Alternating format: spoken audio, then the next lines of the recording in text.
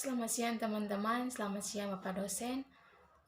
Di sini saya akan mereview kembali materi tentang mata kuliah keperawatan bencana. Kita langsung saja ke materinya.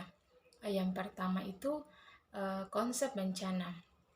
Bencana adalah peristiwa yang mengancam dan mengganggu kehidupan masyarakat yang disebabkan oleh faktor alam maupun non-alam.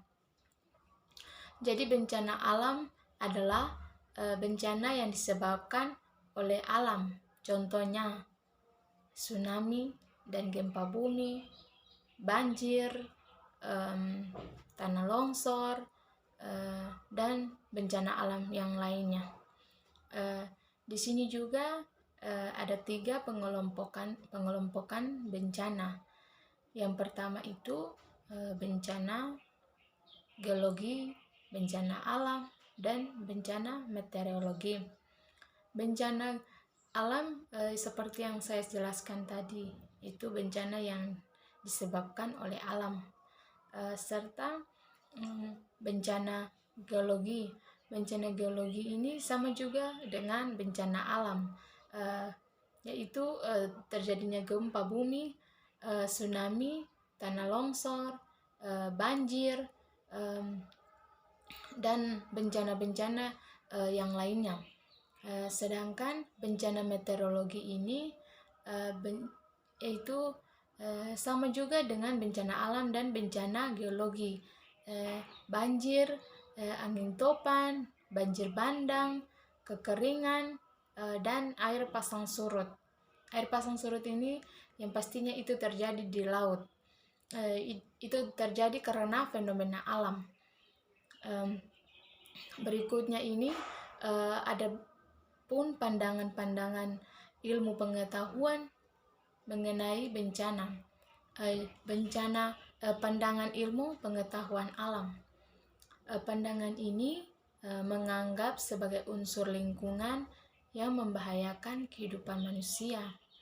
Yang kedua itu pandangan ilmu terapan. Pandangan ini melihat didasarkan pada besarnya kerentanan.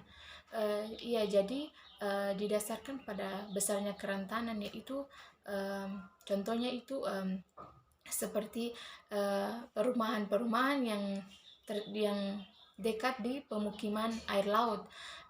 Di situ kemungkinan besar terjadinya tsunami, dan itu juga akan rumah-rumah tersebut itu akan mengalami besarnya itu bahaya seperti tsunami. Kita masuk kepada bahaya. Bahaya adalah suatu kondisi secara alami maupun karena ulah manusia. Bahaya ini secara alami, yaitu bahaya yang disebabkan oleh alam. Contohnya yang seperti saya jelaskan tadi, seperti gempa bumi, tanah longsor, banjir.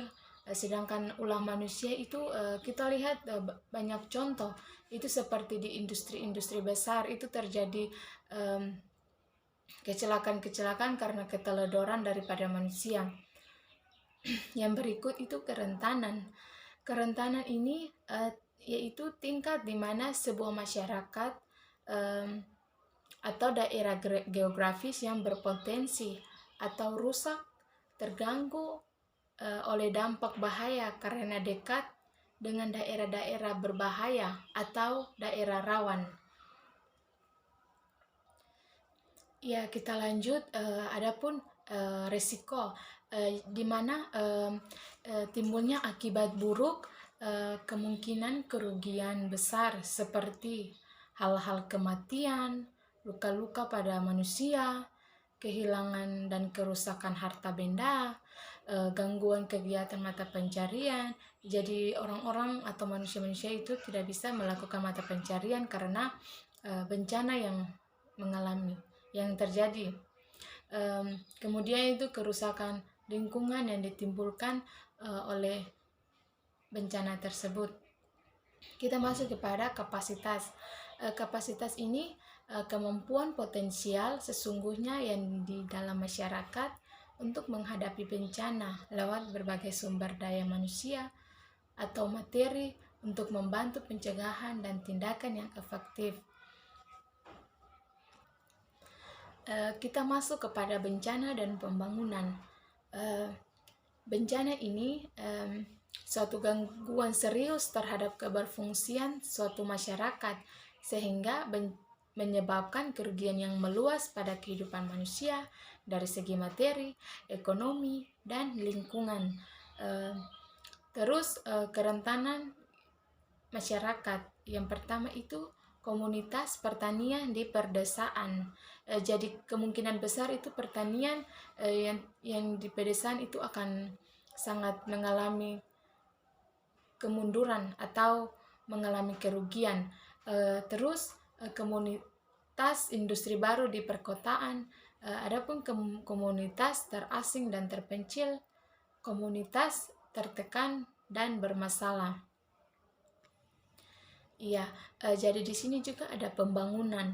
Pembangunan yaitu proses-proses komprehensif dari ekonomi sosial, politikal, dan ekologikal. Dari pembangunan tersebut, adapun tujuannya yaitu memperbaiki kesejahteraan masyarakat dan orang perorangan. Adapun dampak bencana terhadap program-program pembangunan. Yang pertama itu hilangnya sumber daya. Yang kedua, gangguan terhadap program dan keharusan untuk pengarahan sumber daya pembangunan ke tanggapan bencana. Yang berikut, penghentian sektor non-formal. Kita masuk kepada yang berikut itu, manajemen penanggulangan bencana. Jadi, manajemen penanggulangan bencana yaitu serangkaian upaya meliputi penetapan kebijakan pembangunan berisiko timbulnya bencana atau kebijakan pembangunan, kegiatan pencegahan bencana, tanggap darurat, rehabilitas, dan rekonstruksi. Adapun beberapa tahap siklus manajemen bencana. Yang pertama itu kesiapan. Jadi kesiapan di sini yaitu bagaimana cara kita melakukan persiapan atau mengantisipasi sebelum terjadinya bencana. Kemudian itu tanggap darurat, pencegahan dan mitigasi, kemudian adapun pemulihan. Ya, kita masuk kepada mitigasi. Mitigasi yaitu bencana alam yang disebabkan oleh dinamika litosfer seperti letusan gunung api, tanah longsor, gempa bumi. Di sini kita akan melihat karakteristik bencana. Yang berikut itu karakteristik gunung api. Karakteristik yang pertama itu suhu di sekitar gunung naik. Yang berikut mata air menjadi kering. Yang berikut itu sering mengeluarkan suara gemuruh, gempa, serta tumbuhan layu atau binatang bermigrasi. Di sini pun ada karakteristik tanah longsor, munculnya retakan-retakan di yang sejajar dengan arah tebing, atau munculnya mata air secara tiba-tiba, kemudian tebing rapuh, kerikil mulai berjatuhan. Kita masuk berikut karakteristik gempa bumi.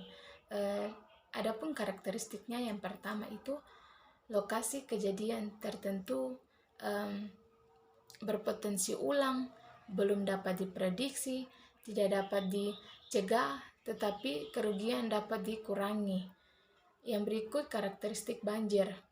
Yang pertama itu gempa bumi yang diikuti dengan perpindahan tanah. Yang berikut tanah longsor di bawah tubuh air atau laut. Kita masuk kepada karakteristik badai tropis. Sebagai tiupan angin yang merusak, berikut menimbulkan gelombang badai di pantai.